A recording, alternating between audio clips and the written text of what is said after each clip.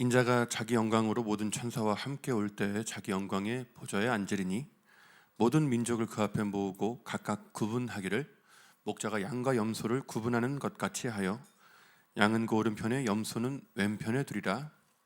그때 임금이 그 오른편에 있는 자들에게 이르시되 내 아버지께 복받을 자들이여 나와 창세로부터 너희를 위하여 예비된 나라를 상속받으라. 내가 줄일 때 너희가 먹을 것을 주었고 목마를 때 마시게 하였고 나그네 되었을 때 영접하였고 헐벗었을 때 옷을 입혔고 병들었을 때 돌보았고 옥에 갇혔을 때 와서 보았느니라.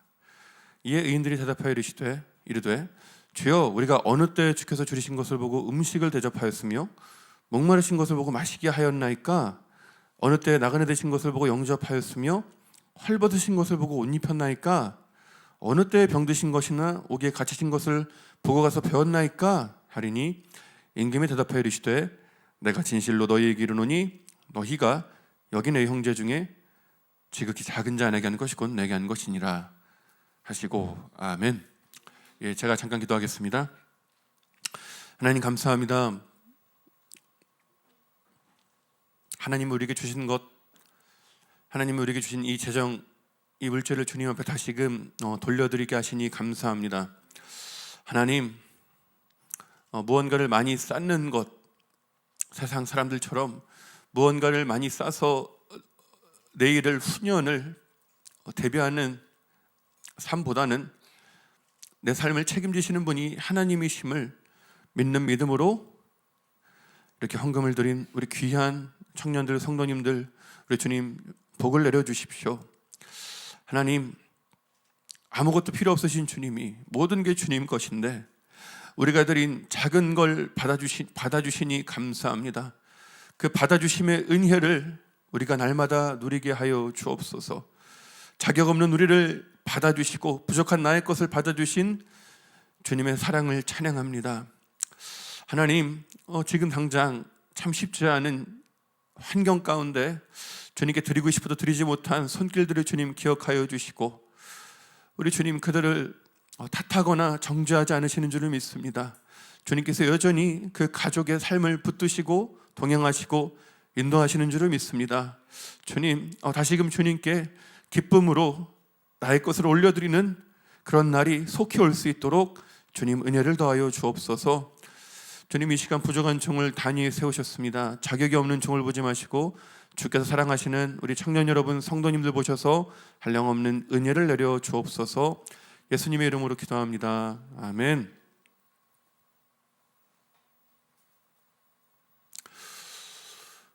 오늘 우리가 읽은 본문은 예수님이 십자가 지시기 직전에 하신 말씀입니다. 예수님이 일종의 유언처럼 마지막으로 남기신 당부의 말씀이에요. 주님은 이 땅에 남은 제자들에게 그 지극히 작은 자들을 잘 부탁한다고 당부하십니다. 그러면서 주님은 오늘 이 본문 말씀을 통해 재림할 때 주님이 다시 오실 때 어떤 일들이 펼쳐지는지 미리 이렇게 보여주십니다. 주님 재림하시는 그날 주님은 믿는 자들과 믿지 않는 자들 모든 민족을 다 모으십니다. 그리고 믿는 자들은 양의 무리라 하여 오른편에 세우시고 믿지 않는 자들은 염소의 무리라 하여 왼편에 세우십니다.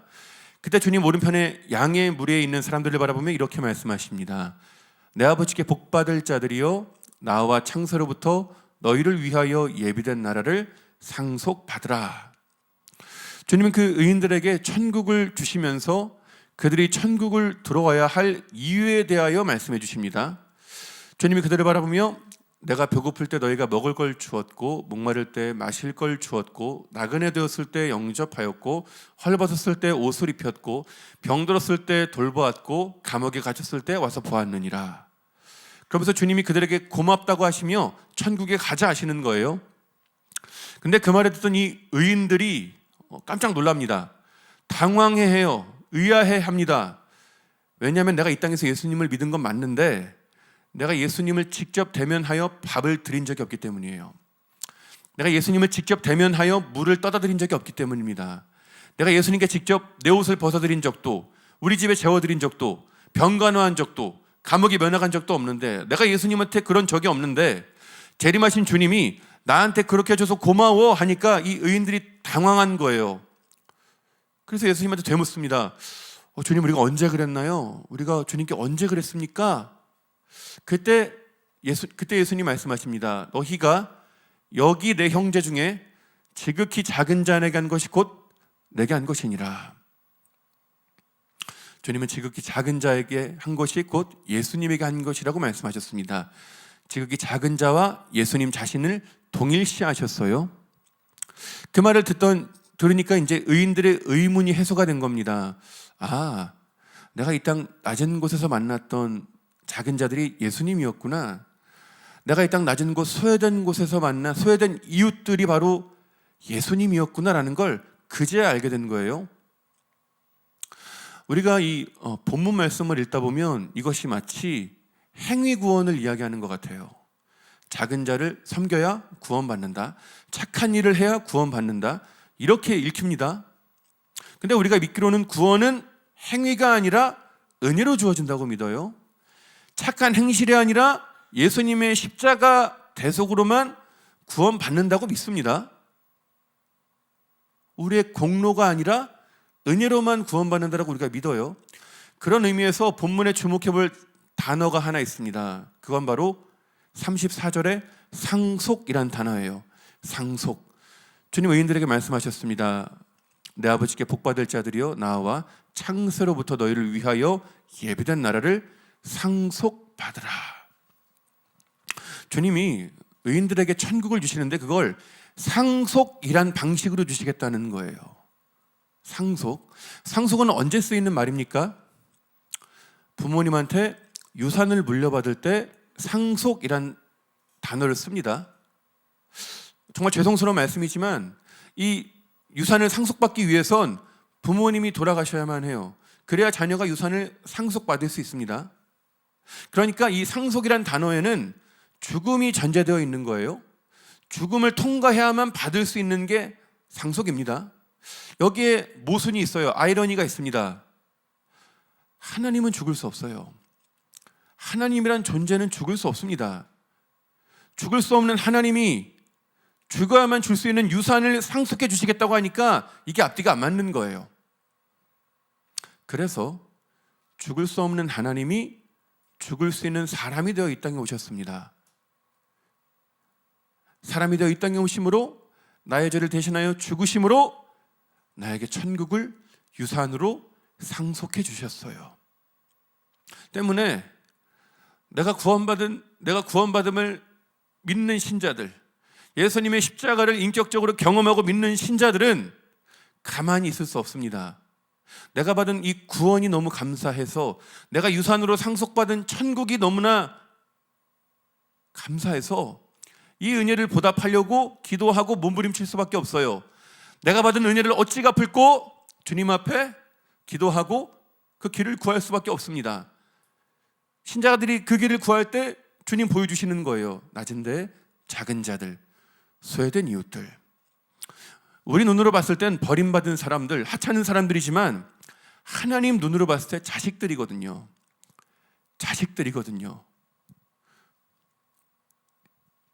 오순절에 성령님 강림하십니다. 120명의 제자들이 성령의 충만함을 경험해요. 그리고 120명이 방언으로 기도하고, 그리고 베드로의 그 유명한 설교로 3,000명이 회심하고 주님께 돌아오는 놀라운 역사가 나타납니다. 그리고 나서 그 다음 장에 사도행전 3장에 보면 베드로와 요한이 제9시 오후 3시 기도 시간에 성전에 기도하러 올라가요. 근데 그 성전 미문, 아름다운 문이라고 불리우는 문 앞에는 한 장애인이 구걸을 하고 있었습니다. 이 사람은 평생 거기서 구걸을 했어요. 장애인이자 노숙인인 거예요. 근데 베드로와 요한이 그 곁을 지나갈 때 이 장애인이 구걸하는 겁니다. 도와주십시오 구걸할 때 베드로와 요한이 그 사람을 주목해서 봐요. 그러면서 그에게 은과 금은 내게 없거니와 내게 있는 것으로 내게 주노니 나사렛 예수 그리스도 이름으로 일어나 걸어라 명하며 그의 손을 잡아 일으키니 곧 발과 발목에 힘을 얻고 걷기도 하며 뛰기도 하며 하나님을 찬송하는 기적이 일어나요. 청년 여러분, 이 성전 미문의 장애인 베드로와 요한이 그날 처음 만난 사람일까요? 처음 본 사람일까요? 아니에요. 아닙니다. 처음 본 사람 아니에요. 평생을 본 사람입니다. 평생을 보고도 그냥 지나친 사람이에요. 평생을 그냥 보고도 외면한 사람입니다. 근데 왜 그 순간, 그때 연애사처럼 행동하지 않고 그 미문의 장애인을 주목해 봤을까요? 왜 그의 손을 예수의 이름으로 잡아 일으켰을까요? 무엇이 그 차이를 만들어냈을까요? 답은 간단합니다. 성령 충만했기 때문이에요. 성령 충만했기 때문입니다. 성령 충만은 내 마음이 성령님으로 충만한 거예요. 내 마음이 성령 하나님으로 충만한 겁니다. 내 마음이 하나님 마음 되었고 내 시선이 하나님의 시선이 돼요. 그러니까 성령 충만한 신자들은 이전과 같은 태도와 시선으로 세상과 사람을 바라보지 않습니다. 왜냐하면 내 마음이 하나님 마음 되었거든요. 내 눈이 하나님 눈 되었거든요. 그러니까 성령 충만한 베드로와 요한이 그냥 여느 때처럼 성전에 기도하러 올라가는데 그 민문에 앉아 구걸하는 그 노숙인 장애인이 눈에 밟히는 거예요. 이전에 사람의 눈으로 봤을 때는 아무 상관이 없는 사람인데 하나님의 눈으로 보니까 자식이기 때문에 그냥 외면할 수 없는 겁니다. 그냥 지나치지 못하는 거예요. 그러니 기어이 그의 손을 잡아 일으키는 겁니다. 성령 충만의 증거는 방언이 될 수도 있지만, 물론 성령 충만의 증거가 방언이죠. 근데 성령 충만의 또 다른 증거가 있습니다. 그건 바로 긍휼이에요. 긍휼입니다. 불쌍히 여기는 마음이에요. 그 마음에 하나님 성령님 충만하시기에 예수님의 그 마음, 그 소외된 이웃을 보고 들끓는 긍휼, 주님의 그 창자가 끊어지는 듯한 그 긍휼을 그 신자들이 경험하는 겁니다. 그러니까 내가 예수님 믿고 신앙생활 하다가 길 가다가 지하철에 노숙인 보죠. 설령 내가 도와주지 못할지라도 불편하죠. 불편해요. 예수님 믿기 전에는 안 불편했거든요. 근데 예수님을 믿고 나서 불편합니다. 내 안에 성령님 계시기 때문이에요. 도와주지 못할지라도 내 안에 성령님 계시니까 내 마음이 불편한 거예요. 내 마음이 찔리는 겁니다. 때문에 이 본문의 이 의인들은 구원받기 위해 착한 일을 한 게 아니에요. 구원받기 위해 착한 일을 한 게 아닙니다. 이미 얻은 구원에 감사하여 착한 일을 한 겁니다. 이미 내게 주신 그 구원의 은혜가 너무나 감사하여 자발적으로 작은 자를 섬긴 거예요. 주님은 이 말씀을 제 인생의 모토로 주셨습니다. 제 인생 말씀으로 주셨어요. 그래서 제가 22살에 이제 신학교 들어가서 노숙인들, 주님이 저한테 노숙인들을 위해 살아라 마음에 감동 주셔서 노숙인들을 만나기 시작합니다. 서울역, 청량리, 영등포, 용산역에 있는 노숙인들을 만나서 먹을 거 챙겨주고 같이 식당에 밥 먹으러 가고 손잡고 기도해주고 복음 전합니다. 그리고 주님이 작은 자가 노숙인만이 아니라 장애인도 작은 자다라는 마음에 감동 주셔서 신학대학교 그 장애인 봉사 동아리 들어가서 활동합니다. 그리고 동아리와 별개로 방학 되면 뇌성마비협회에서 하는 장애인 자립생활 캠프 가서 봉사하고 소록도의 한센인 어르신들 만나러 가고 그렇게 열심히 했어요. 당시에 제가 매주 금요일이면 삼각산에 철야 기도하러 갔습니다. 그 밤 11시부터 새벽 5시까지 스트레이트로 기도하는 그 기도를 하는 멤버들이 있었어요. 근데 그때 여느 때처럼 제가 겨울에 이제 삼각산 가려고 그 금정역에서 이제 지하철을 타려고 그 역을 가는데 그 역 입구 계단에 웬 노숙인이 구걸을 하고 있는 거예요. 근데 제가 그분이 제 눈에 띄었던 이유는 노숙인들은 대부분 40대, 50대, 60대예요. 다 나이가 있습니다. 근데 이 구걸하는 이 노숙인 아무리 봐도 30대 초반인 거예요. 너무 젊은 거예요. 근데 너무 젊은 사람이 그 추운 날 그 깡통 하나 두고 얇은 잠바 같지도 않은 얇은 거 걸치고 벌벌 떨고 있으니까 제 마음이 쓰이는 겁니다. 그래서 제가 그 주머니에 있는 거 이제 이분 손에 쥐어드리고 제가 그때 입고 있었던 그 겨울 잠바를 벗어서 이분께 이렇게 입혀드렸어요. 그러니까 이분이 뭐 돈이야 그럴 수 있는데 잠바를 벗어주니까 깜짝 놀란 거예요.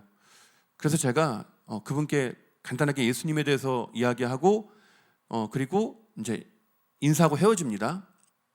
저는 이제 그 삼각산 가려고 이제 그 서울역 내려서 평창동 이제 정류장에 내리는 거예요.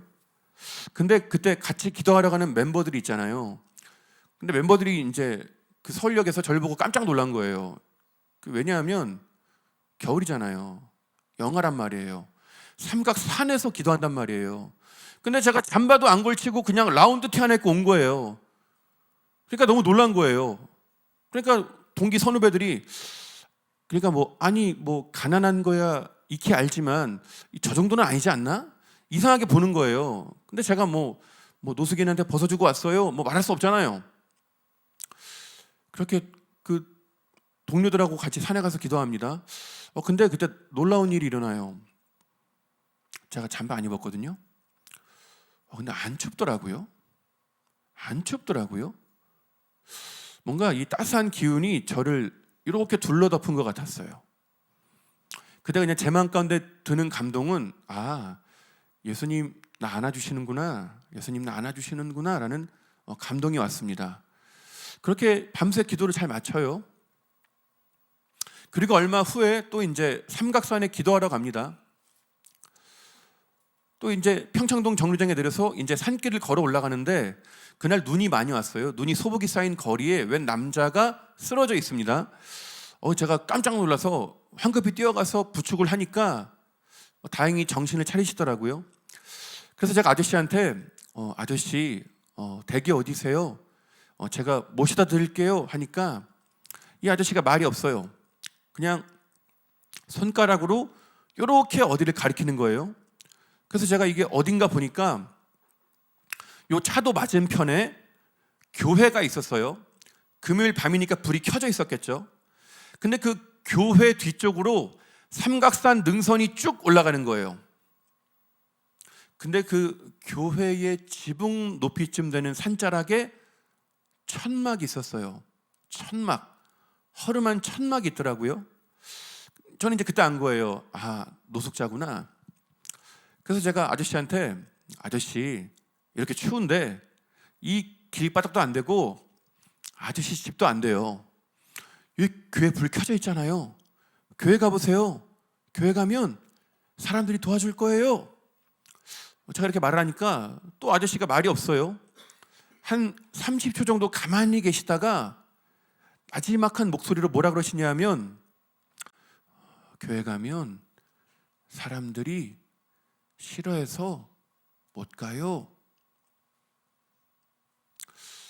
교회 가면 사람들이 싫어해서 못 가요 하시는데 제가 너무 큰 충격을 받아요. 너무 큰 충격과 그 민망함과 부끄러움 때문에 그 아저씨 눈을 못 쳐다보겠더라고요. 그냥 아저씨 잡은 손 꽉 잡고 그냥 간절히 기도했어요. 그리고 같이 기도하러 가는 멤버들이 뒤에서 저를 기다리고 있으니까 오래 있을 수 없어서 주머니에 있는 거 아저씨 손에 쥐어드리고 그렇게 헤어집니다. 보통 산에 올라가면 기도할 게 수만 가지예요. 나라와 민족을 위해, 열방을 위해 기도할 게 많습니다. 근데 저는 그날 밤새 그 아저씨 한 사람만을 위해 기도했어요. 저는 그날 그 교회의 현실을 처음 본 겁니다. 교회의 민낯을 처음 경험한 거예요. 주님이 우리에게 작은 자들을 맡기셨는데 유언과 같은 당부의 말씀으로 지극히 작은 자들을 맡겨주셨는데 심지어는 지극히 작은 자가 곧 나다라고까지 하시면서 작은 자들을 맡겨주셨는데 그 작은 자들을 온전히 품어내지 못하는 그 교회의 현실을 처음 마주하게 하신 겁니다. 잘 방법을 몰라서 익숙하지 않아서 어떻게 해야 할지 몰라서 그 작은 자들을 품지 못하는 그 교회의 현실을 처음 마주하고 그리고 저는 그것이 그 평창동에 그 금요일 밤 불 켜진 한 교회만의 문제가 아니라는 걸 아는데 오래 걸리지 않았어요. 많은 교회들이 동일한 딜레마에 빠져 있다는 걸 제가 알게 됩니다. 제가 이제 당시에 그 청년부 활동을 하면서 그 주일날 찬양 인도를 했어요. 예배 때. 그러면 이제 토요일날 저녁에 모여서 연습하거든요. 어느 때처럼 이제 제가 그 고향인 춘천 그 교회로 내려가서 토요일날 저녁에 연습을 했어요. 근데 연습하는데 교회 뒷문을 열고 웬 남자가 들어오는 거예요. 근데 딱 보니까 노숙자더라고요. 저야 뭐 늘 노숙인을 보니까 상관이 없는데 옆에 있던 이 청년들이 기겁을 하는 거예요. 왜냐하면 노숙자는 뭐 서울에 경기도의 큰 지하철역 중심부를 있잖아요. 이 강원도 춘천까지는 노숙인이 올 일이 없어요. 근데 노숙인이 춘천에 그것도 우리 교회에 오니까 청년들이 기겁을 하는 거예요. 그래서 제가 청년들한테 연습하고 계세요 하고 제가 이제 그 아저씨한테 다가갑니다. 제가 가서 아저씨 어떻게 오셨나요? 제가 여쭈니까 그냥 뭐 얼버무리시더라고요. 뭐 그냥 뭐 여기저기 다니다 왔습니다. 그래서 제가 다시 아저씨한테 혹시 식사는 하셨어요? 여쭈니까 말이 없어요. 그래서 제가 아저씨 손을 잡고 교회 앞에 있는 식당을 가서 알탕을 2그릇 시켜서 같이 밥을 먹습니다. 식사하면서 저는 이분의 지나온 삶의 이야기, 과거를 제가 들어요. 이분이 그 수원에서 큰 공장을 몇 개씩 운영하는 큰 부자였어요. 사업가였습니다. 근데 이분이 어느 날 도박 중독에 빠져요. 도박에 손을 댑니다. 그리고 알코올 중독에 빠지고 급기야는 마약에 손을 대요. 마약 중독에 빠집니다. 그러니까 그 마약 때문에 교도소에 수감이 되는 거예요. 그렇게 몇 년 교도소에 있다가 나오니까 뭐 있나요? 뭐 사업체는 부도 나가지고 다 날라가 있고 가족들은 다 뿔뿔이 흩어져 있고 그러니까 오갈 데 없으니까 여기저기 전전하다가 강원도 춘천 시골까지 온 거예요. 노숙인 사회에서도 계급이 있어요. 그 커뮤니티 내에 있는 대장의 말을 안 듣잖아요. 그럼 그 지하철역에 못 있어요. 그러니까 이분이 어디서도 어울리지 못하고 춘천까지 온 거예요. 그래서 제가 아저씨 말을 한참 듣다가 아저씨한테 아저씨 여기서 잠깐만 기다리세요 하고 급하게 교회로 뛰어갑니다. 교회 가서 사무실에 간사님에게 돈을 몇만 원 빌려요. 그래서 그 빌린 돈과 제 가진 돈을 합쳐서 이 노숙인 손에 쥐어줍니다. 제가 아저씨한테 아저씨 오늘 날이 추우니까 여관 가서 주무세요 하고 돈을 쥐어드려요. 그리고 제가 제 연락처를 적어주면서 혹시 무슨 일 생기면 저한테 연락 주세요 하고 연락처를 적어줍니다. 이분이 그걸 받아드시고 그냥 연신 고맙다고 하시면서 헤어져요. 저는 이제 집에 가서 뿌듯한 마음으로 잠이 듭니다. 근데 제가 자고 있는데 그 전화벨이 울려요. 보니까 새벽 2시인데 새벽 2시에 주일날 새벽 2시에 모르는 번호로 전화가 온 겁니다. 제가 잠결에 전화를 받으니까 수화기 너머로 웬 중년의 여성이 저한테 화를 내는 거예요. 카랑카랑한 목소리로 저한테 뭐라 그러는 거예요. 이거 어떻게 할 거예요? 이거 어떻게 할 거예요? 저한테 따지는 거예요. 그래서 제가 자다 깨서 이게 뭔 소린가 들어보니까 제가 돈을 들인 노숙인이 여관이 아니라 술집을 간 거예요. 술집에서 술을 너무 많이 먹어서 술값이 모자란 거예요. 그러니까 이 노숙인이 제가 연락처 적어줬잖아요. 제 연락처 술집 여사장한테 주면서 여기 전화하면 술값 해결해 줄 거라고. 그래서 술집 여사장이 저한테 전화한 거예요. 술값 내라고. 제가 너무 깜짝 놀라서 전화기를 꺼버립니다. 전원 버튼을 꺼요. 일단 정말 돈이 없었고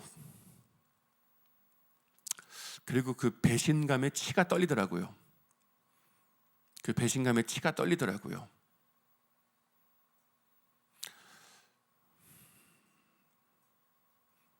여유가 있어서 도와준 게 아니라 가진 걸 전부 다 줬는데 그렇게 하니까 배신감에 치가 떨리더라고요.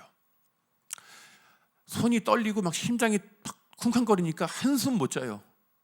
그렇게 주일날 이제 날을 새고 제가 이제 2부 예배를 드려서 한 오전 9시쯤에 교회를 갑니다. 근데 갔는데 교회가 난리가 난 거예요. 교회가 뒤집어진 거예요. 이게 뭔 일인가 보니까 어제 그 노숙인이 주일날 1부 예배 때 와서 행패를 부린 거예요. 1부 예배 성도님들 예배 드리고 있는데 노숙인이 들어와서 막 난동을 부린 거예요. 저 어딨냐고, 저 어딨냐고. 노숙인이 막 뒤집었고 난리를 친 거예요. 자, 그 말을 듣는데 너무 민망해서 고개를 못 들겠더라고요. 너무 마음이 아프더라고요. 근데 제 마음을 더 아프게 한 건 성도님들의 따가운 눈총이었어요. 왜 쓸데없는 짓을 해서 예배를 망치냐? 왜 노숙인을 교회에 끌어들여가지고 이 사단을 만들어내냐? 그 성도님들의 따가운 눈총이 너무 아프더라고요. 너무 아프더라고요. 그렇게 그 주일이 지나가고 며칠 뒤에 제가 길을 가는데 저 맞은편에서 그 노숙인이 걸어오는 게 보여요. 저도 이분을 봤고 이분도 저를 봐요. 제가 이분을 다시 보면 화가 날 줄 알았거든요. 화가 날 줄 알았어요. 딱 보는 순간 근데 불쌍하더라고요. 불쌍한 거예요. 너무 불쌍한 거예요. 그래서 제가 이제 이분을 만나니까 이분이 저한테 화를 내는 거예요. 저한테 왜 연락 안 받아? 내가 당신 때문에 얼마나 곤란했는 줄 알아? 사람이 어떻게 그래? 저한테 막 화를 내는 거예요. 저는 그냥 죄송하다 그랬어요. 죄송합니다. 죄송합니다. 죄송합니다. 그러니까 이분도 한참 쏟아내고 더 이상 할 말이 없는지 그냥 뒤돌아 가더라고요. 그렇게 한 두세 달의 시간이 흐릅니다. 제가 이제 학교를 가려고 기차 타야 돼서 남춘천역을 가요. 그렇게 남춘천역 그 역사 플랫폼 문을 열고 들어가는데 거기 안에 그 노숙인이 있는 거예요. 근데 그 왠지 모르게 반갑더라고요. 이분도 제가 반가웠나 봐요. 그래서 제가 어쩐 일이에요? 그러니까 이분도 안녕하세요. 저 아는 사람이 서울에 직장 구해줘서 일하러 가는 길이에요. 그래서 제가 잘 됐어요. 축하드려요. 그러면서 제가 이 무궁화호 2장 끊고 나란히 올라갑니다. 가면서 또 이런저런 이야기 하는 거예요. 제가 아저씨한테 아저씨 잘 되실 거예요. 다시 일하시고 다시 가족들 찾아오시고 다시 재기할 수 있을 거예요. 자, 기도할게요. 이렇게 대화하다 보니까 이제 청량리역에 도착을 해요. 이제 헤어져야 돼서 제가 그 주머니에 있는 거 그 아저씨의 손에 이렇게 쥐어드리면서 제가 아저씨한테 당분간 그래도 돈이 필요하실 테니까 이거 쓰세요 합니다. 이분이 돈을 받아 드시고 고개를 못 드시더라고요. 그냥 고개 숙인 채로 감사합니다, 감사합니다 하고 그렇게 헤어집니다. 저는 이제 이분을 위해서 기도하는 거예요. 기도하고 있는데 한 6개월 후에 춘천 고향 저희 교회로 편지가 옵니다. 제가 교회 교육자가 아니거든요. 근데 교회로 제 앞으로 편지가 온 거예요. 근데 뭔가 보니까 그 노숙인이 저한테 편지 보낸 거예요. 근데 편지의 발신처가 교도소였어요. 교도소였어요. 그러니까 이분이 다시 마약에 손댄 거예요. 다시 마약에 손을 대서 교도소에 수감된 겁니다. 저희 집 주소는 모르고 교회에 왔던 기억은 나니까 수소문에서 교회로 편지 보낸 거예요. 편지를 뜯어보니까 그 3쪽짜리 편지인데 대략 이런 내용이었습니다. 진교 씨 잘 지내시죠? 저는 지난 5월 8일 수감되어서 3개월 남짓 교도소 생활을 하고 있습니다. 교도소에서 진교 씨 생각이 참 많이 났어요.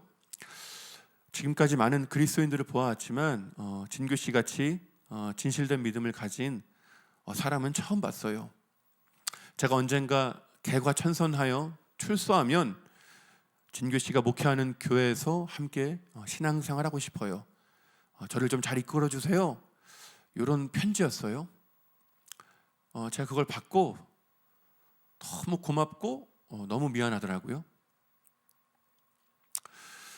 제가 그 편지 지금도 가지고 있어요. 이따금씩 제가 꺼내 읽습니다. 그 편지를 받고 제가 하나님한테 기도하기 시작했어요. 하나님, 언젠가 이 아저씨, 성함이 그 김경자 진짜세요. 이 경진 아저씨가 절 찾아올 텐데 이 아저씨가 마음 놓고 신앙생활 할 수 있는 그런 교회를 제가 개척하거나 그런 교회에서 제가 신앙생활 하게 해주세요. 제가 기도하기 시작합니다.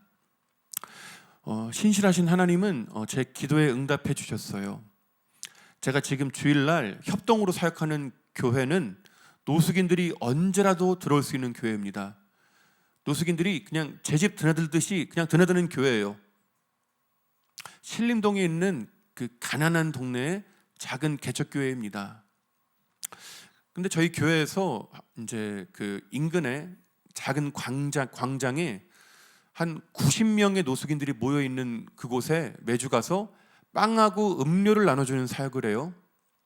근데 그때 그 노숙인들 중에 대장 큰형님이 저희 담임 목사님에게 복음을 듣고 이분이 길거리에서 회심을 합니다.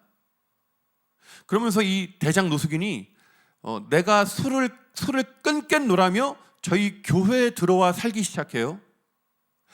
이 노숙인이 2년 동안 저희 교회에서 먹고 자면서 성경을 필사하고 모든 예배를 다 드렸어요. 이분이 그러면서 2년 동안 있으면서 술을 완전 끊어요. 술을 완전히 끊습니다. 그리고 아파트 경비를 몇 년째 하고 계세요. 그리고 돈을 모아서 자기 방을 구해서 교회를 나가셨어요. 그리고 저희 교회에서 작년에 집사 임직을 받으셨습니다.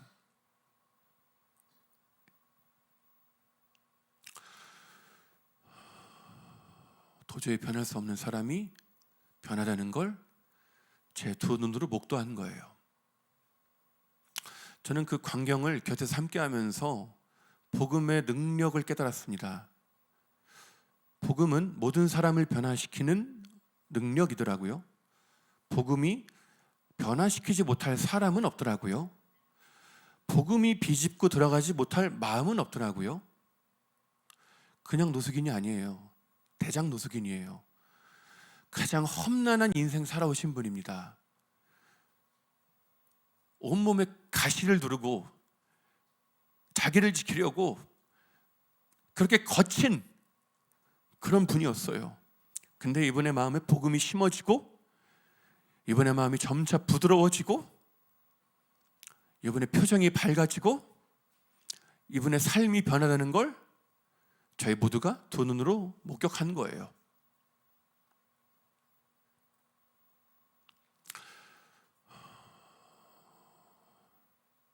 사랑하는 청년 여러분, 복음이 변화시키지 못할 사람은 없습니다. 아무리 고집이 많아도 아무리 상처가 많아도 복음이 변화시키지 못할 사람은 없더라고요. 내가 포기하지 말고 기도하십시오. 여러분의 가족과 친구, 여러분이 간절히 기도하는 그 한 사람을 위해서 절대 포기하지 마십시오. 하나님이 여러분의 기도를 통해 그 친구의 그 가족의 마음에 복음을 심으실 겁니다. 그 사람 변화시키실 거예요. 이 대장 노숙인이 변화되었다는 소문이 그 노숙인들 사이에 삽시간에 퍼져요. 노숙인들이 소문이 빨라요. 그러니까 이 노숙인들이 너무 놀라가지고 눈이 이만해져가지고 저희 교회를 막 찾아오는 거예요. 그 형님이 정말 변했는지 확인해 보려고. 그 형님이 술을 끊었다고? 진짜로? 이러면서 눈이 이만해져서 교회로 옵니다. 근데 노숙인들이 교회 오는 건 좋아요. 근데 문제는 술이 이만큼 취해서 옵니다. 술이 취해서 와요. 그러면 이 예배 분위기가 이제 어마어마합니다. 제가 앞에서 매주 찬양인도 하잖아요. 찬양인도 하고 있으면 노숙인들이 코러스를 넣습니다. 화음을 넣어요. 트로트로 코러스를 넣습니다. 그럼 제가 정신을 바짝 차리지 않으면 음을 뺏겨요. 찬양이 너무 구성진 거예요. 제가 막 찬양을 꺾고 있는 거예요. 그리고 제가 앞에서 설교하고 있으면 노숙인들이 질문합니다. 뭐 재산 좀 뭐 하는 거 있어? 뭐 지금 사는 집은 전세야 자가야 막 물어봐요. 그럼 저도 모르게 대답을 하고 있어요. 그러니까 저희 교회에 있는 성도님들이 제 재산 상황을 다 알아요. 그러니까 이게 예배 분위기가 장난이 아니에요. 장난이 아닙니다. 그런데 저희는 노숙인이 예배 분위기를 막 그렇게 정신사납게 해도 안 쫓아냅니다. 안 쫓아내요. 물론 진정시키긴 하지만 안 쫓아냅니다. 끝까지 함께 있어요. 왜냐하면 이 노숙인이 복음을 들을 마지막 기회일 수 있기 때문입니다. 노숙인들은 행렬병이라는 게 있어요. 행렬병. 오랫동안 거리에서 생활한 노숙인들, 찬 바닥에서 잠을 잔 노숙인들, 몸이 다 골아 있어요. 몸이 다 골아 있습니다. 겉으로 보기에 멀쩡하잖아요. 근데 속이 다 골았어요. 상할 대로 상했습니다. 길바닥에서 몇 년을 잤으니까. 그러니까 건장해 보이던 사람이 어느 날 픽 쓰러지면 그냥 그대로 가요. 저희 교회에 나오던 노숙인도 어느 날부터 안 보였는데 나중에 들었어요. 가셨다고. 그러니까 저희 입장에서는 이 노숙인이 복음을 들을 마지막 기회일 수 있기 때문에 안 쫓아냅니다. 안 쫓아내요. 끝까지 같이 예배드립니다. 하루는 저희 교회에 노숙인 둘이 새로 와요. 새신자 둘이 온 거예요. 그러면서 친한지 나란히 둘이 나란히 앉아서 예배드리더라고요. 이제 앞에서 담임 목사님 설교하는 시간이었는데 어디선가 사람 욕소리가 들려요. 이게 뭔가 보니까 이 새로운 노숙인이 서로 시비가 붙은 거예요. 서로 욕을 주고받더니 급기야는 주먹 다짐을 합니다. 막 치고받고 싸우는 거예요. 제가 깜짝 놀라가지고 황급히 뛰어가서 뜯어 말립니다. 그리고 양 끝으로 뛰어 앉히고 제가 가운데 딱 지키고 앉아요. 제가 너무 놀라고 너무 당황해가지고 제가 막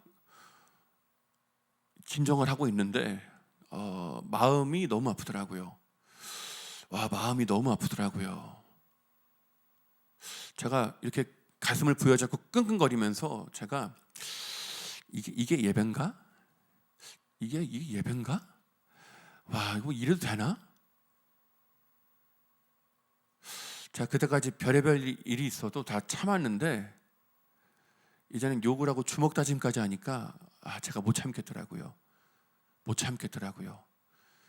마음이 너무 아프더라고요.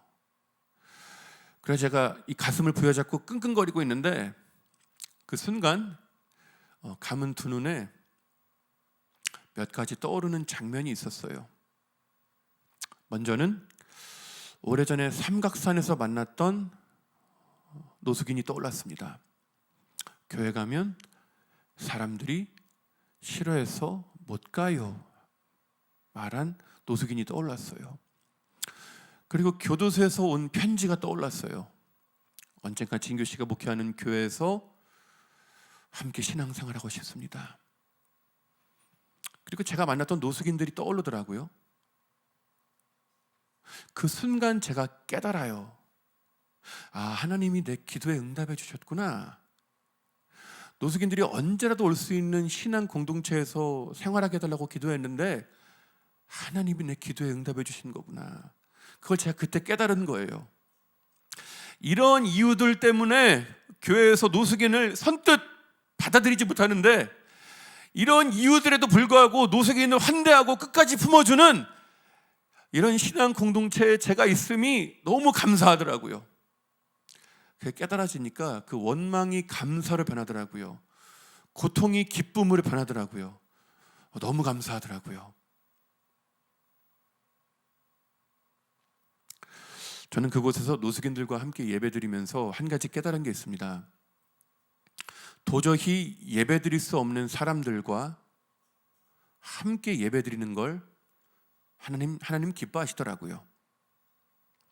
도저히 예배에 집중할 수 없는 사람 곁에서 그 사람 손잡고 끝까지 예배 자리를 지킬 때 하나님 기뻐하시더라고요.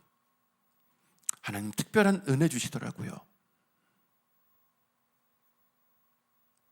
이렇게 고요한 가운데 우리의 마음을 오롯이 하나님께 올려드리는 예배를 하나님 기뻐하시죠.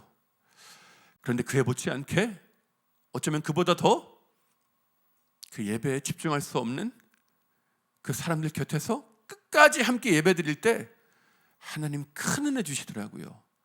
하나님 큰 은혜 주시더라고요. 하나님 특별한 은혜 주시더라고요. 여러분 이제 결혼하고 나중에 이제 아이를 낳고 키우면 여러분 누군가가 나에게 잘해주잖아요. 누가 나한테 잘해주면 고맙잖아요. 근데 이제 자식 낳고 키우다 보면 나한테 잘해주는 것보다 내 자식한테 잘해주면 그렇게 고마워요. 내 자식한테 잘해주면 그렇게 고마워요. 너무 고마워요. 근데 하나님 그러시더라고요. 하나님이 그러시더라고요. 그 버림받은 하나님의 자식들, 그 잃어버린 하나님의 자식들, 그 하나님의 자식들한테 잘해주잖아요. 하나님 고마워하시더라고요. 하나님 고마워하시더라고요. 그리고 하나님 보답하시더라고요. 보답하시더라고요. 주임제교회는 사랑부, 장애인 부서가 있는지는 제가 모르겠지만 어떤 교회들에 보면은 이제 사랑부가 있어요. 소망부, 장애인 부서가 있습니다. 그 발달장애인 아이들이나 청년들하고 예배드리잖아요. 노숙인들 저리 가라요. 아무것도 아니에요. 발달장애인들하고 예배드리면 진짜 스펙타클합니다. 어마어마해요. 막 설교하고 있으면 마이크 뺏어서 도망가요. 찬양하고 있으면 여러분 그 전국 노래자랑 아시죠? 뭐 전국 노래자랑 하면 막 어르신들 춤추잖아요. 매주 그럽니다. 매주 애들이 춤춰요. 집중 못 하거든요. 집중이 안 돼요. 근데 거기에 한번 들어간 교사로 헌신한 권사님, 집사님, 장로님, 청년들이 한번 들어가면 안 나와요. 한번 들어가면 안 나옵니다. 왜냐하면 은혜가 있거든요. 은혜가 있어요. 하나님의 특별한 은혜가 있어요. 그러니까 안 나가는 거예요. 예배 보니까 정신 사나운데 힘든데 도망가면 쫓아가야 되는데 안 나갑니다. 하나님 특별한 은혜 주시더라고요.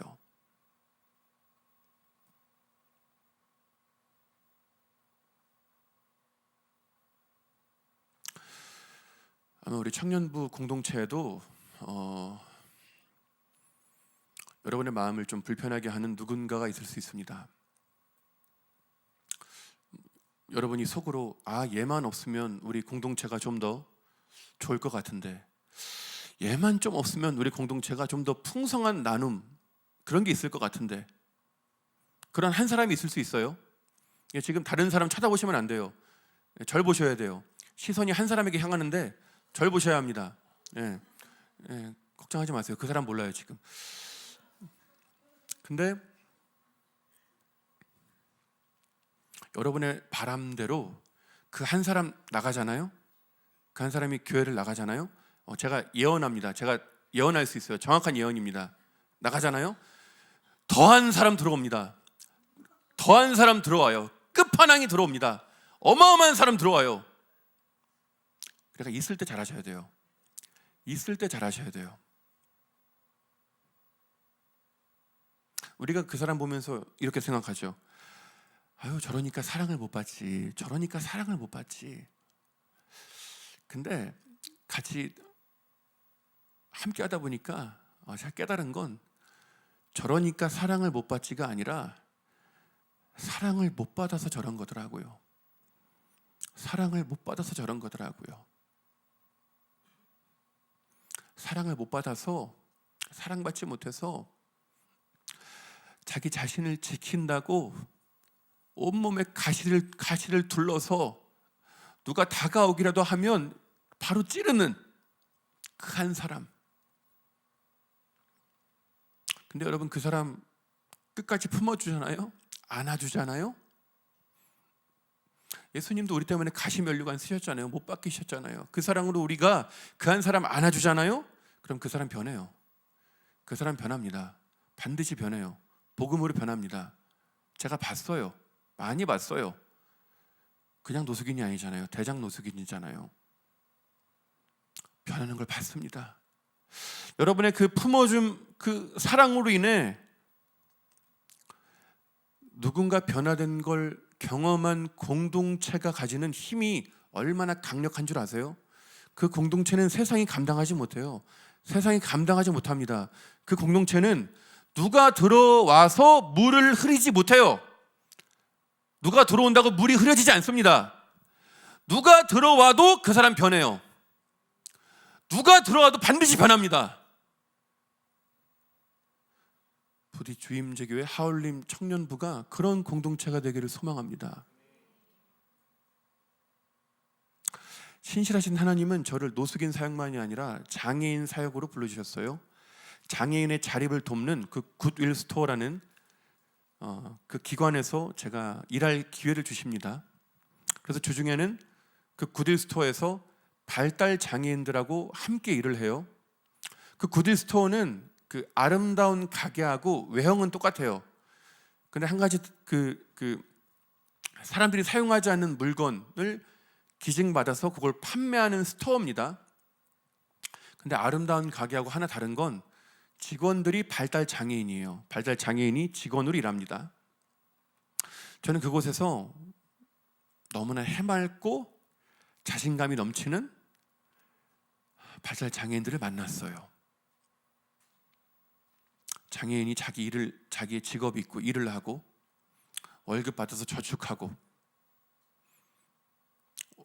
월급 받았다고 어머니 아버지 외식 시켜드리고 생신 때 선물 사드리고 자기가 좋아하는 프로축구팀 응원 가고 가수 콘서트 구경 가고, 그러니까 완전히 삶이 바뀐, 표정이 바뀐 그 장애인을 제가 거기서 만난 겁니다. 너무 기쁘더라고요. 그런 장애인을 제가 일찍이 그전엔 보지 못했는데 그렇게 자신감 넘치는 장애인들을 보니까 너무 행복하더라고요. 그래서 제가 그 굿윌 스토어가 주 5일이거든요. 근데 제가 주 5일날 5일인데 안 쉬었어요. 안 쉬었어요. 왜냐하면 제가 열심히 하는 만큼 또 다른 장애인을 고용할 수 있었거든요. 제가 열심히 하면 더 많은 장애인을 자립하게 할 수 있었거든요. 그래서 쉬지 않고 열심히 일했어요. 제가 처음 들어갔는데 그 적자가 너무 심하니까 곧 폐업한다 그 이야기들이 막 돌던 매장이었거든요. 근데 제가 거기에 말단 사원으로 들어가서 정말 기도하며 하나님의 도우심을 구하고 여러 가지 일을 했어요. 근데 하나님이 놀라운 기적을 베푸셔서 그 매장이 그 적자를 극복을 하고 그 재단 전체에서 가장 모범적인 매장이 되었어요.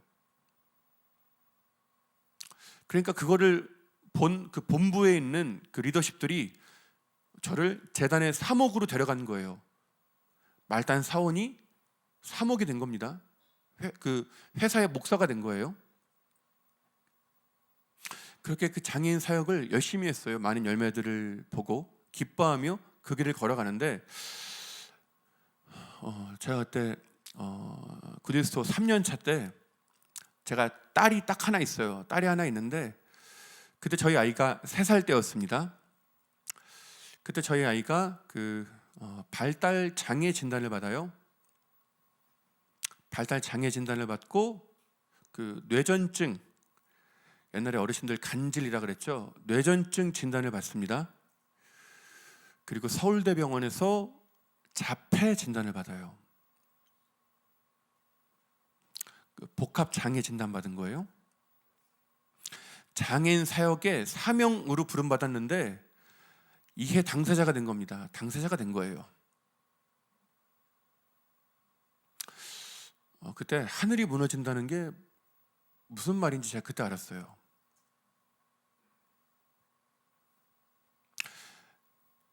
제가 이렇게 터덜터덜 그냥 거리를 걸어가다가 제가 무심히 하늘을 보면서 혼잣말로 이렇게 이야기했어요. 엄마 아빠랑 살 때도 그렇게 힘들었는데 또 그러시네. 또 그러시네. 왜 나한테만 그러지? 이렇게 하소연할 때도 있었어요. 어제 제가 한 간증 들은 분은 아시겠지만 제가 참 어머니 아버지하고 참 쉽지 않은 삶을 살아왔잖아요. 제가 갓난아이 때부터 어머니 아버지 두 분 다 알코올 중독이었고, 의지할 때 하나 없어 초등학교 때 눈물이 말랐고, 컨테이너 박스에서 내 식구가 살고, 어머니 조현병으로 정신병원 들어가고, 아버지 같은 시기에 알코올 중독으로 정신병원 같이 들어가고, 퇴학을 4번 당하고 쉽지 않은 삶을 살았잖아요. 그렇게 우여곡절 끝에 다시 신학대학원 들어가서 사랑하는 사람 만나 결혼하고 가정을 꾸리고 애를 낳았습니다. 그러니까 제가 얼마나 간절했을까요? 제가 새로 꾸릴 가정에 대한 간절함이 어땠을까요? 나는 엄마 아빠처럼 살지 말아야지. 믿음의 가정 꾸려야지. 행복한 가정 꾸려야지. 진짜 간절했거든요. 정말 간절했어요. 근데 저희 아이가 3살 때 복합장애 진단 받은 겁니다. 그 이전에 퇴학을 4번을 당하고 별일이 있어도 삶을 포기하고 싶다는 생각을 한 적은 없어요. 근데 아이가 장애 진단 받고 매일 병원에 가는 건 차원이 다르더라고요. 이건 차원이 달라요. 이건 차원이 다르더라고요. 못 살겠더라고요. 못 살겠더라고요. 그렇게 한창 너무 힘들 때 저하고 제 아내가 결혼하고 나서 매일 밤마다 같이 기도하고 잤거든요. 근데 그때도 여느 때처럼 제 아내하고 밤에 기도했어요. 근데 하나님이 제 아내의 마음에 2가지 감동을 주셨어요. 며칠간의 간격을 두고 제 아내의 마음에 하나님이 2가지 감동 주십니다. 첫 번째 감동은 이거였어요. 하나님이 제 아내의 마음에 하나님이 주신 것 중에 좋지 않은 건 없다. 하나님이 주신 것 중에 좋지 않은 건 없다. 첫 번째 감동 주십니다. 그걸 저하고 제 아내가 받고 이제 묵상하는 거예요. 그렇지. 하나님 주신 것 중에 좋지 않은 건 없지. 하나님 좋은 것 주시지. 하나님 우리에게 장애아를 자녀로 주셨지. 하나님 선한 것 주시지. 첫 번째 감동이 임하고 나서 며칠 뒤에 2번째 감동이 임합니다. 하나님이 그 밤에 제 아내의 마음에 자녀의 장애는 부모가 선택한 게 아니라 하나님이 허락하신 거다. 자식의 장애는 부모가 선택한 게 아니라 하나님이 허락하신 거다. 2번째 감동 주셨어요. 그러니까 하나님이 제 아내에게 네가 선택한 거 아니야. 내가 허락한 거야. 말씀하신 겁니다. 발달 장애아를 키우는 어머니 아버지들이 제일 힘든 게 뭔지 아십니까? 아마 이 자리에도 그 발달 장애아 가정이 있을 수도 있고 아니면 여러분의 형제 자매 한 다리만 건너면 있을 거예요. 발달 장애아들은 일단 면역 자체가 약하기도 하고 그리고 재활 치료를 받아야 하기 때문에 매일 병원 가요. 매일 갑니다.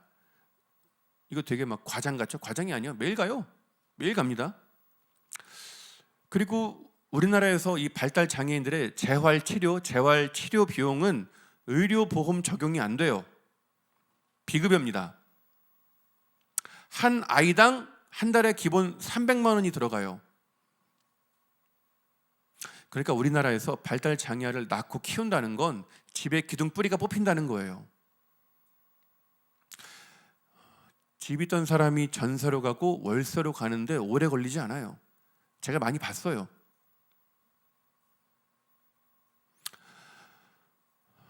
엄마는 하루 종일 이 통제 안 되는 아이 돌보느라고 전쟁을 치르고,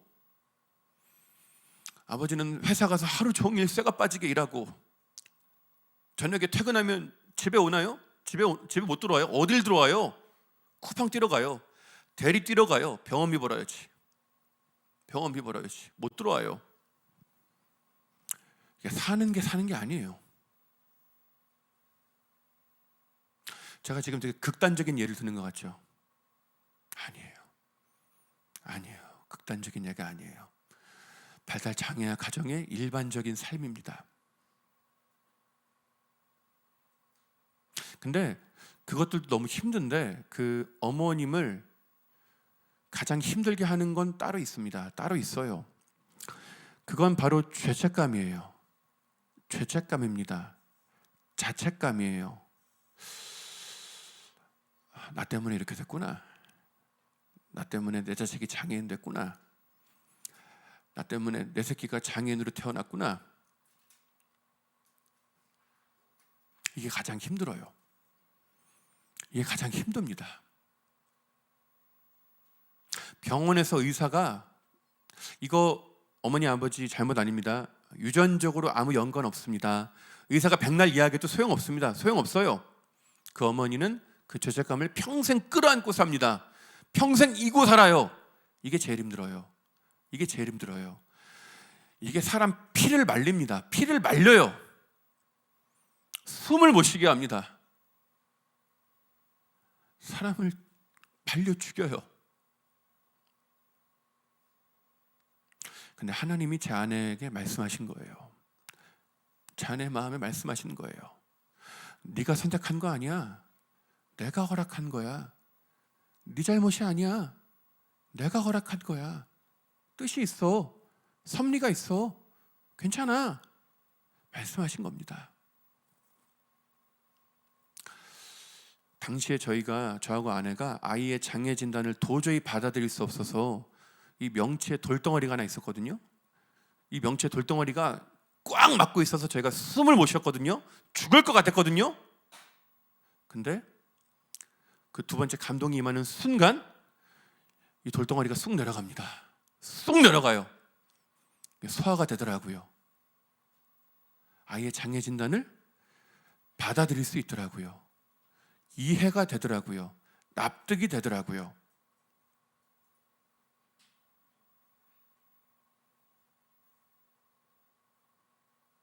예수님을 믿는 신자가 좋은 게 하나 있더라고요. 예수님 믿어서 참 좋은 게 하나 있더라고요. 잘 아시겠지만 예수님을 믿어도 고난이 찾아올 때가 있어요. 힘듦이 찾아올 수 있습니다.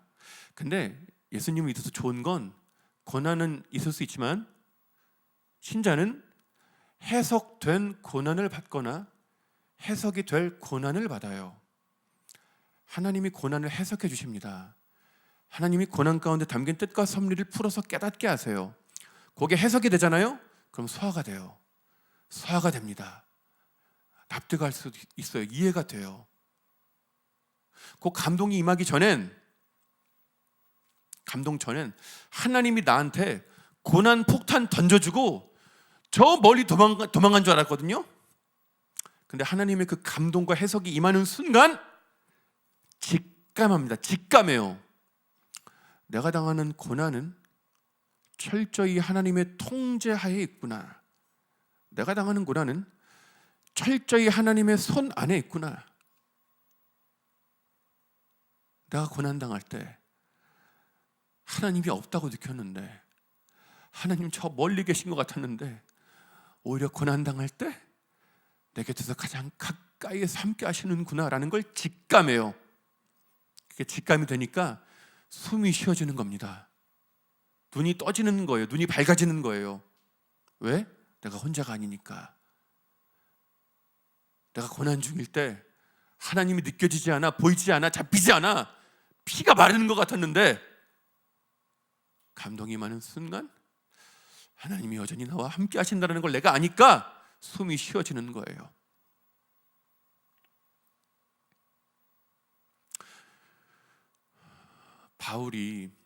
사도 바울이 육체에 가시가 있다 그랬잖아요. 근데 성경학자들이 아마도 이건 간질일 거다 그래요. 뇌전증일 거라 그래요. 근데 바울이 3번 기도했다 그랬어요. 교회사 역사상 바울보다 성령 충만한 사람이 있었을까요? 없을 거예요. 바울만큼 성령 충만하고 하나님과 친밀하게 동행한 사람은 없을 겁니다. 근데 그 바울이 내 육체의 가시가 떠나가게 해달라고 3번 기도했어요. 3번 기도했습니다. 그 능력이 많은 사람이 3번 기도했어요. 근데 이게 응답되나요? 육체의 가시가 나가나요? 안 나가죠. 대신에 하나님이 이렇게 말씀하시죠. 내 은혜가 내게 족하다. 성경 보시면 그때부터 바울은 내 육체의 가시를 가져가라고 기도하지 않습니다. 기도하지 않아요. 더 이상 기도하지 않아요. 왜? 하나님 해석해 주셨거든요. 하나님 응답해 주셨거든요. 그러니까 해석된 그 고난은, 아픔은 더 이상 해결해야 할 문제가 아니라 이거를 통해서 하나님이 하실 일이 있다라는 그 하나님이 약속이 되기 때문에 살아가는 겁니다. 살아지는 거예요.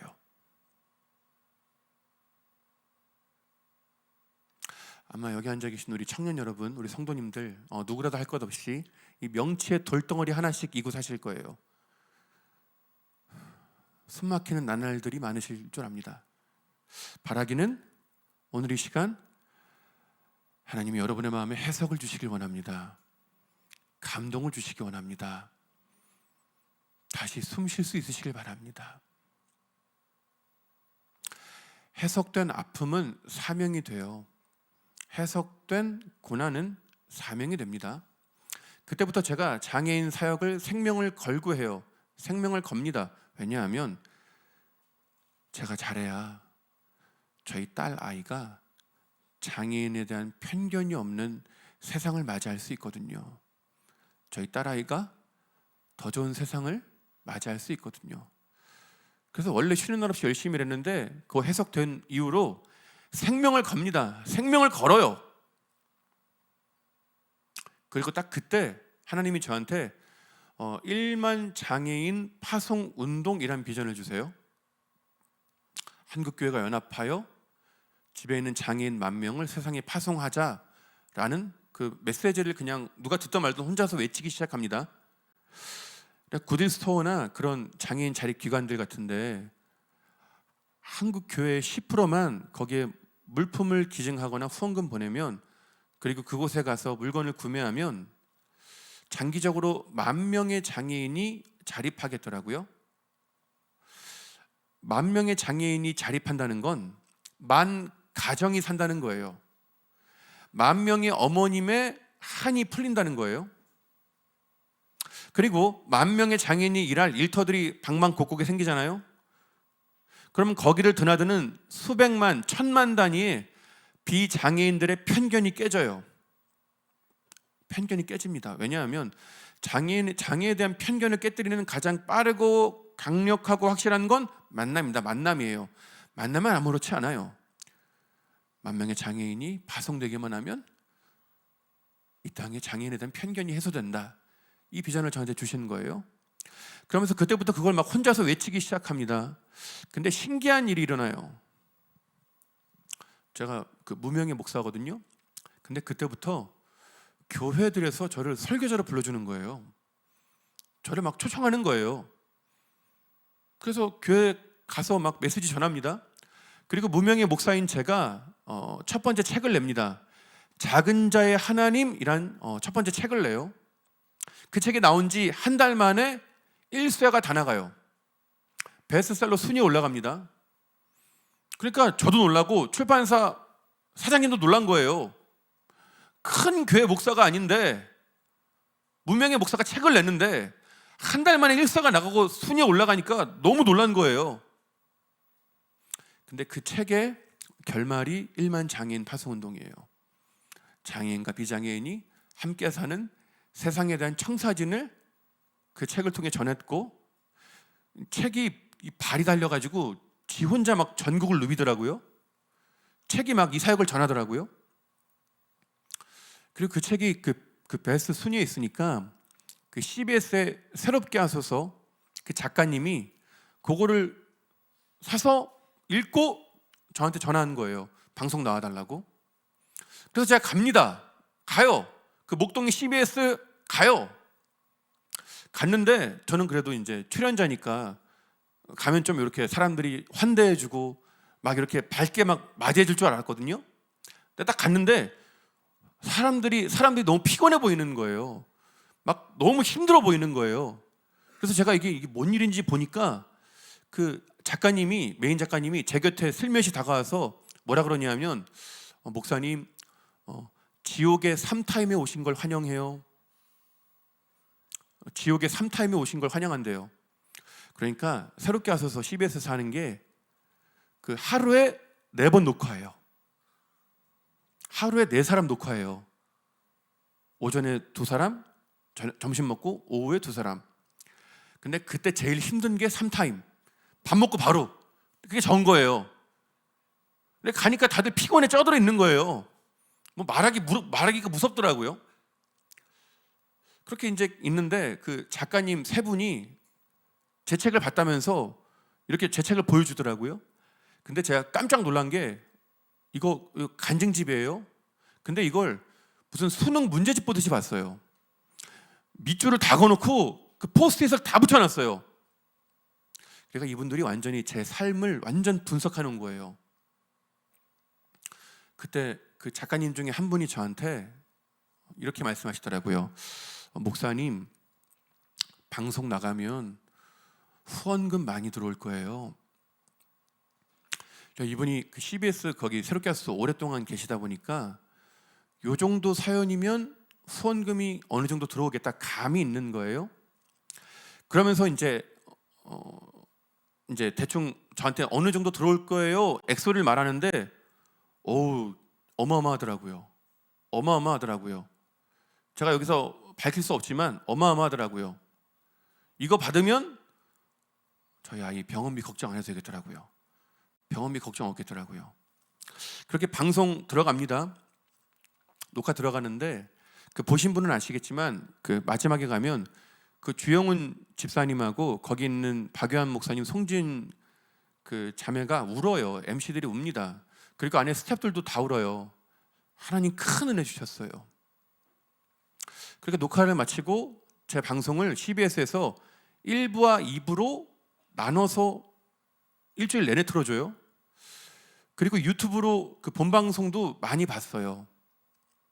그리고 그 중에 이제 쇼츠 짧은 영상 하나는 거기 한 그 190만 명이 봤더라고요. 그러니까 기독교 콘텐츠가 190만 명 본다는 게 쉽진 않잖아요. 그러니까 그 방송을 통해 1만 장애인 파송 운동이 한국교회 삽시간에 퍼진 거예요. 순식간에 퍼진 거예요. 교회들이 앞다퉈서 구딜 스토어에 찾아가고 그런 장애인 기관들에 찾아가서 물건을 기증하거나 후원금을 보내거나 거기를 돕는 그 일들이 전국에 갑자기 막 일어난 거예요. 꿈만 같은 일이 일어난 겁니다.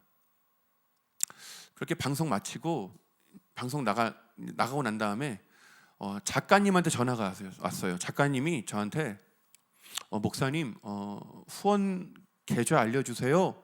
저한테 그러더라고요. 이제 후원금 요청이 이제 쇄도하니까 이제 후원금 보내겠다는 사람들이 이제 많으니까 제 후원금 받을 계좌를 알려달라 그런 거예요. 근데 제가 그때 잠깐 기도합니다. 잠깐 기도하고 하나님 저한테 주시는 감동은 제 개인 계좌를 알려주는 게 아니었어요. 구딜 스토어 계좌를 알려드립니다. 구딜 스토어 계좌를 알려드렸어요. 그래서 방송원분들이 후원금 보낸 게 구딜 스토어로 들어갑니다. 저는 괜찮았어요. 하나님이 이 일을 기뻐하시는 걸 제가 알았고 제 아내도 같이 기뻐했습니다. 근데 주변에는 이 지인들이 난리가 난 거예요. 지인들이 막 뭐라 그러는 거예요 저한테. 아니 왜 후원금 안 받냐. 그 구딜 스토어에 물품만 가도 충분한데 왜 그렇게 바보같이 하냐. 저한테 막 뭐라 그러는 거예요. 저는 괜찮았어요. 주신 감동대로 했고 하나님 기뻐하심을 제가 경험했으니까. 그리고 얼마 후에 그 다니엘 기도회에서 그 디렉터 목사님이 연락을 합니다. 그 다니엘 기도회는 우리나라와 전 세계 16,000개 교회가 20일 동안 저녁에 같이 예배해요. 그러니까 예배 참여 인원이 100만 단위라고 그러더라고요. 그러니까 굉장히 큰 집회잖아요. 근데 거기에서 그분도 제 책 보고 저 섭외한 거예요. 나와달라고. 그래서 제가 제가 나가겠습니다 하고 전화를 끊습니다. 전화 끊자마자 처음 떠오른 생각은 제 개인 간증하고 싶었어요. 작은 자의 하나님에 제가 퇴학 4번 당한 이야기가 나오거든요. 그 개인 간증하고 싶었어요. 그 개인 간증하면 제가 사역자로서 제 길이 확 열릴 게 보였어요. 근데 기도할 때 하나님이 주시는 감동은 제 개인 간증을 하는 게 아니더라고요. 그냥 가만히 생각해 봤어요. 하나님이 무명의 목사인 저를 책에 나오게 하고 새롭게 하셔서 나오게 하고 다니엘 기도에 세우신 이유가 뭘까 생각했을 때 답이 딱 나오더라고요. 장애인 자립 전화라고 하시는구나. 장애인 자립 전화라고 하시는구나. 그래서 제가 장애인의 제 개인 간증이 아니라 장애인의 자립을 전하기로 결심합니다. 그리고 이제 다니엘 기도회 날짜가 다가오니까 그 포스터가 전국 교회 다 붙거든요. 그래서 그걸 본 지인들이 연락한 거예요. 지인들이 저한테 서 목사 이번엔 개인 계좌를 팔아. 쓸데없는 짓 하지 마라. 후원금 많이 들어온다. 저한테 개인 후원 계좌 파서 공개하라고 막 저한테 뭐라 그러는 거예요. 근데 제가 기도하는 가운데 주시는 감동은 제 개인 계좌를 오픈하는 게 아니었어요. 그냥 장애인 자립기간에 흘러가도록 내버려 두는 거였습니다. 그렇게 재작년 11월 7일에 다니엘 기도회를 나가요. 보신 분은 아시겠지만 1시간 중에 30분을 넘게 성경 주회를 해요. 낮은 데서 작은 자와 함께 하신 예수님의 그 삶을 제가 전합니다. 다니엘 기도회 역사상 최초일 거예요. 간증자가 나와서 성경 30분 이상 주회하는 건 제가 처음일 겁니다. 그리고 한국교회가 연합하여 장애인의 자립을 도와달라고, 장애인과 비장애인이 함께 사는 세상을 만드는데 함께 해달라고 전합니다. 그냥 현장은 정말 하나님의 은혜로 진짜 엄청났어요. 하나님 앞에서 그 회개하고 통회하고 자복하는 그 기도의 함성이 어마어마했습니다. 그렇게 집회 마치고 제가 이제 아이와 아내를 데리고 이제 운전해서 집으로 가는 길이었어요. 근데 그 차 타고 가는데 하나님이 하늘의 기쁨을 쏟아 부으시더라고요. 하나님이 하늘의 기쁨을 쏟아 부으시더라고요. 제가 하고 싶은 말이 아니라 하나님이 원하시는 말씀을 강단에서 전했을 때 그런 저를 하나님이 얼마나 기뻐하시던지 하나님이 기쁨을 쏟아 부으시더라고요. 그 하나님의 시선이 얼마나 뜨거운지 제가 민망해서 고개를 못 들겠더라고요. 그 기쁨이 너무 무거워서 제가 압사당할 것 같더라고요. 제 평생 그렇게 행복한 적이 처음이에요. 너무 행복하더라고요.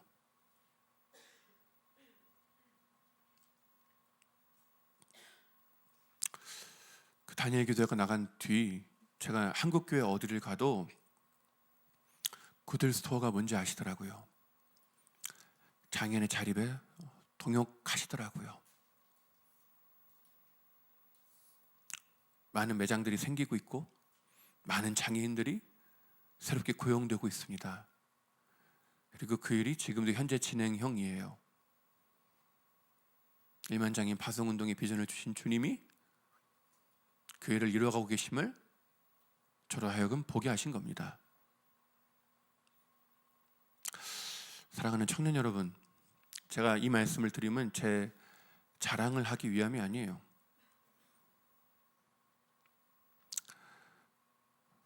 하나님의 기쁨을 위해 사십시오. 그게 제일 기뻐요. 하나님의 즐거움을 위해 사십시오. 그게 가장 행복합니다. 그 기뻐하시는 하나님을 보고 나도 좋아서 덩달아 함께 기뻐하는 그 기쁨만큼 큰 기쁨이 없더라고요. 너무 기쁘더라고요. 말씀의 결론입니다. 저하고 제 아내하고 연애할 때 제 아내가 가난한 저를 참 잘 챙겼어요. 옷도 사서 입히고 신발도 사서 신겼습니다. 제 키가 제가 193cm고 몸무게가 100kg가 넘어요. 제 옷 사이즈는 125, 5X 라지. 그러니까 저한테 옷 사줄 생각하지 마세요. 없어요, 여기에는. 근데 제가 대학교 다닐 때는 우리나라에서 제일 큰 옷은 110, 2X 라지. 저는 이게 제일 크니까 맞는 줄 알고 입고 다녔어요. 근데 나중에 이제 제 아내가 저보다 한 학번 후배거든요, 대학. 아내가 이제 결혼하고 나서 조심스럽게 이야기하더라고요, 저한테. 여보, 그때 대학 다닐 때 당신 옷 입는 거 보면 뚱뚱한 유치원 남자애가 안 맞는 옷 입고 다니는 것 같았어. 이러면서 이제 그때 이제 이해가 되는 거예요. 이 사람이 그때 당시에 막 옷을 미국에서 공수해가지고 막 저한테 입히는 거예요. 신발을 사서 신기고. 그리고 제가 그때 몸이 안 좋아서 막 길 가다가 막 픽 쓰러졌거든요. 그러니까 그때 여자친구가, 지금 아내가 그때 저한테 뭐라 그러냐면, 너는 쓰러지면 안 돼. 왜냐하면 네가 쓰러지면 누구도 너를 업고 가지 못해. 쓰러지면 안 돼. 이러면서 그 만날 때마다, 그때 논현동 아내가 살 때여서 그 논현역 정관장 매장 끌고 돌아갑니다. 그럼 가면 그 홍삼 진액 있어요. 그 여처럼 꾸덕꾸덕한 거 있거든요. 요만한 거 작은 한 병에 30만 원. 이거 만날 때마다 사줍니다. 진짜 농담이 아니라 집에 이만큼 쌓아뒀어요. 테이블에 이만큼 쌓아두고 먹었어요. 그때 당근이 없었어요. 그때 당근이 있었으면 한몫 단단히 챙겼을 텐데, 그래서 그냥 이거 먹었어요. 숟가락으로 퍼먹었어요. 그래서 제가 지금 살아있는 거예요. 한 번은 이제 추운 겨울에 아내가 목도리를 가져옵니다. 목도리가 딱 보니까 일단 그 캐시미어 너무 좋아요. 근데 더 좋아 보이는 건 엄청 긴 걸 가져온 거예요. 저는 키 때문에 그 목도리든 넥타이든 짧아요. 근데 이 사람이 엄청 긴 걸 가져온 거예요. 이거 단체 줄넘기도 되겠더라고요. 이만한 걸 가져가지고 제 목에 이렇게 이제 감아주는 거예요. 제 아내가 제 목에 감아주면서 저한테 부탁합니다. 저한테, 이거 백화점에서 한정판으로 나온 거야. 구하기 어려워. 잘 메고 다녀. 근데 한 가지 부탁이 있어. 다른 건 다 괜찮은데 이거 하나만큼은 노숙자에게 주지 않았으면 좋겠어. 저한테 부탁하는 거예요. 그래서 제가 알겠다고 고개를 끄덕이고 한 2주 정도 잘 메고 다닙니다. 2주째 되는 날 아침에 제가 이제 아내를 만나려고 논현역에 내려서 강남대로를 걸어가요. 근데 그 동이 터오는 아침에 맞은편 교보문고 방향에서 한 노숙인이 걸어오는 게 보입니다. 순간 제가 움찔해요. 이거 안 되는데, 이거 벗어주면 큰일 나는데, 이번엔 날 죽일지 모르는데, 이제 진짜 죽인다 그랬거든요.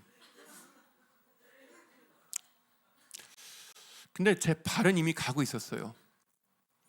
가서 뵈니까 그 백발이 성성한 어르신이 삐쩍 마르셨고 얇은 회색 점퍼 걸치고 벌벌 떨고 계셨어요. 그래서 제가 주머니에 있는 거 손에 쥐어드리고 목도리를 벗어서 목에 감아드렸습니다. 그러니까 어르신이 제가 목에 감아드리니까 가만히 계시다가 저를 한번 쓱 올려다보시고 가볍게 목례를 하시고 되돌아가셨어요. 제가 우두커니 서서 그 어르신의 뒷모습을 한참 바라봅니다. 제 시야에서 사라질 때까지 한참을 바라봐요. 목도리가 아까워서 그런 게 아니에요. 왜냐하면 저한테 찾아온 저 노숙인이 왠지 예수님처럼 보였어요. 예수님처럼 보였어요. 저분이 예수님처럼 보여서 제 우두커니 서서 한참을 바라봤습니다. 그때 일로 제가 한 가지 깨달은 게 있습니다. 오늘 우리가 읽은 본문, 지극히 작은 자 내게 한 것이 곧 내게 한 것이니라. 저는 이 말씀이 작은 자들을 위한 말씀으로만 알았어요. 그러니까 이제 예수님이 십자가 지시고 부활 승천하시니까 이 땅에 남은 제자들에게 작은 자들을 맡기신 말씀으로만 알았거든요. 근데 작은 자들과 더불어 살려고 노력하다 보니까 이 말씀이 새롭게 다가오는 겁니다. 이 말씀은 제자들을 위한 말씀이기도 했어요. 제자들을 위한 말씀이었어요. 이제 십자가 지시고 부활하시고 승천하실 예수님을 그리워할 제자들에게 예수님 만나는 방법을 알려주시는 거예요. 그 주의 길을 따라가다가 마음이 곤고하고 무너져 죽게 되었을 때 예수님께 찾아갈 지름길을 알려주신 거예요. 그러니까 예수님이 내가 보고 싶으면 저 하늘이 아니라 낮은 데를 보면 돼. 내가 보고 싶으면 낮은 데에 지극히 작은 자들을 찾아오면 돼. 그러면 작은 자들 틈에 작은 자들과 함께 작은 자의 모습으로 있는 나를 만날 수 있을 거야 말씀해 주시는 줄 알았습니다.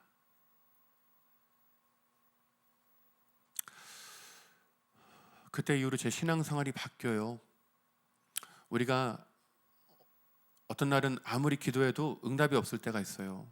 아무리 기도해도 하늘이 꽉 막힌 것 같을 때가 있어요. 복장이 터질 것 같을 때가 있어요. 근데 저는 아는 겁니다. 그럴 때면 낮은 데를 가요. 낮은 데를 가요. 금요기도회 끝나고 밤 11시에 지하철로 서울역 갔어요. 자가용이 있지 않았어요. 근데 그냥 갔어요. 그렇게 공허함이 밀려올 때, 그 기도가 안 돼서 답답할 때, 그 낮은 데로 가서 작은 자의 손을 잡을 때 주님 거기 계셨더라고요. 주님 거기 계셨더라고요. 십자가도 강대상도 건반도 아무것도 없는 그 황량한 거리에서 그 노숙인 곁에 함께하고 계셨더라고요. 거기서 저를 기다리고 계셨더라고요. 사랑하는 청년 여러분, 성도님들, 우리가 왜 첫사랑 첫 믿음으로 못 돌아가는 줄 아십니까? 왜 주님과의 뜨거웠던 연애 시절을 그리워만 하지 그때로 다시 돌아가지 못하는 줄 아십니까? 성도님들 한번 잘 생각해 보십시오. 우리 성도님들 언제 예수님 만나셨나요? 언제 예수님이 성도님들 찾아오셨나요? 우리 성도님들 가장 낮은 데 있을 때 주님이 찾아오셨잖아요. 우리 청년 여러분 가장 가난할 때 주님이 여러분 찾아오셨잖아요. 가장 외롭고 힘들 때,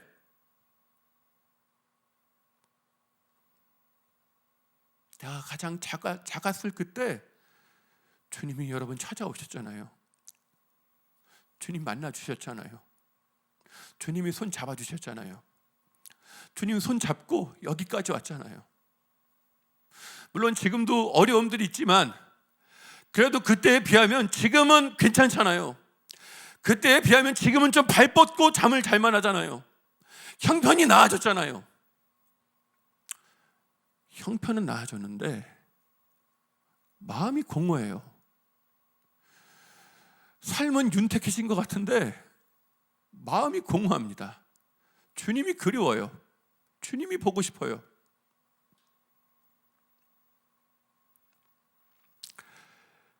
성도님들이 가장 낮은 데 있을 때 만나주신 예수님이 지금 어디 계시겠습니까?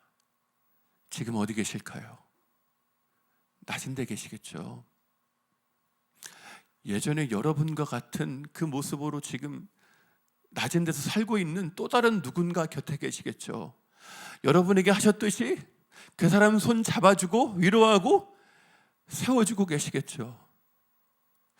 때문에 내가 정말 예수님이 그립고 보고 싶다면 내가 가야 할 곳은 정해져 있습니다. 낮은 데로 가면 돼요. 낮은 데로 가면 됩니다.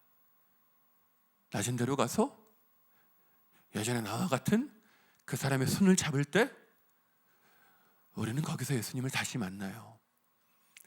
다시 첫사랑 첫믿음 그때로 돌아갈 수 있습니다. 주님 다시 오시는 그날 저와 우리 청년 여러분은 오른편에 양의 무리에 서서 오실 주님을 맞이할 거예요. 그때 우리 주님, 우리 청년 여러분 한 분 한 분 바라보며 고맙다고 하실 겁니다. 주님이 고맙다고 하실 거예요. 아무개야, 참 고마웠다.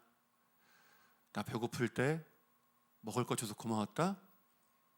나 목마를 때 마실 거 줘서 고마웠어. 나 추울 때 옷 벗어줘서 고마웠다. 나 집이 없을 때 돌봐줘서 고마웠다. 나 아플 때 간호해줘서 고마웠어. 나 갇혔을 때 면회해줘서 고마웠다. 주님은 우리에게 고맙다고 하실 겁니다. 그리고 주님은 우리 손을 잡고 천국으로 데려가실 거예요. 우리는 천국에서 주님과 영원히 살 겁니다. 영원한 이야기를 나눌 거예요. 그날에 우리는 주님과 이 땅에서 나눈 추억을 이야기할 겁니다. 예수님, 저 정말 예수님인 줄 몰랐어요. 제가 드린 작은 것 받아주셔서 감사해요. 진교야, 그대 정말 고마웠다. 너 그거 겨울잠바 딱 하나 남은 거 내가 아는데 그거 벗어줘서 고마웠다.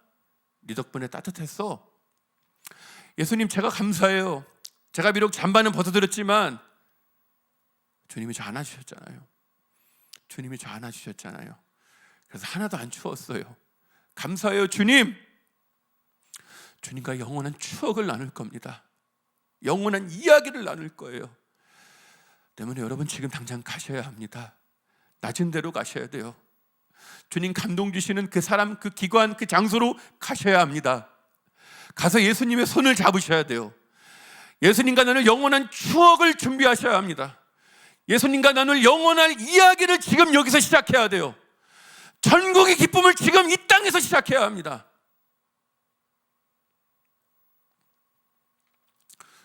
우리가 주님 만나러 가는 그날엔 우리가 이 땅에서 아무것도 못 가져가요. 아무것도 못 가져가요.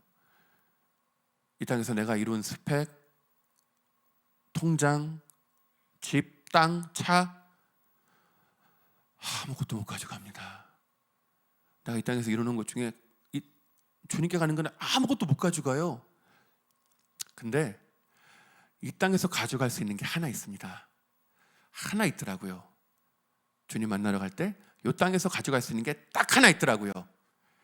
사람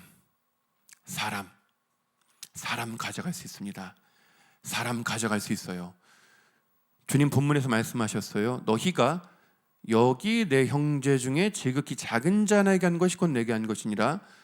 여기 내 형제라 그랬어요. 여기 내 형제라 했습니다. 여기가 어딥니까? 주님 이때 말씀하시는 여기가 어디예요? 여기가 어딥니까? 주님 이때 말씀하시는 여기는 이 땅이 아니에요. 이 땅이 아닙니다. 주님 이때 말씀하시는 여기는 이 땅 낮은 데가 아니에요. 주님 이때 말씀하시는 여기 내 형제에서 여기는 재림하시는 현장입니다. 재림의 현장, 양의 무리에 섞인 그 사람들 보시며 여기 내 형제 중에 지극히 작은 자에게 한 것이 곧 내게 한 것이니라 말씀하시는 거예요. 이 말은 내가 이 땅 낮은 데서 섬긴 작은 자가 나와 함께 천국에 있다는 거예요. 나와 함께 재림하신 주님을 맞이한다는 거예요. 내가 그저 작게 적게 섬긴 그가, 낮은 데서 내가 작게 적게 섬긴 그가 나의 사랑을 통해 예수님을 발견하고 예수님을 만나고 예수님을 믿음으로 구원받아 나와 함께 오실 주님을 맞이한다는 겁니다. 내 삶의 증인이 되어주는 거예요. 내 삶의 열매가 되어주는 겁니다. 때문에 여러분 스쳐 지나가지 않아요. 스쳐 지나가지 않아요. 반드시 다시 만납니다. 반드시 다시 만납니다. 여러분이 사랑으로 품은 그 한 사람, 비록 그것이 지나가는 길이라 할지라도 여러분이 작은 사랑으로 섬긴 그 한 사람 반드시 다시 만날 거예요. 주님 재림하시는 그날 양의 무리에서 오실 주님을 맞이할 때 우리는 그 사람을 다시 만날 겁니다. 그 사람이 여러분에게 고맙다고 하실 거예요. 내가 당신이 베풀어준 그 사랑 때문에 내가 예수님을 발견하고 예수님을 만나고 믿었습니다. 고맙습니다. 당신 때문에 살았습니다. 고맙습니다 할 겁니다. 그날은 반드시 옵니다. 반드시 와요. 주님 오시는 그날 주님과 영원한 추억을 준비하십시오. 주님께 드릴 열매를 한아름 준비하십시오. 그로 인해 주님 오실 때 기쁨으로 주님을 맞이하시는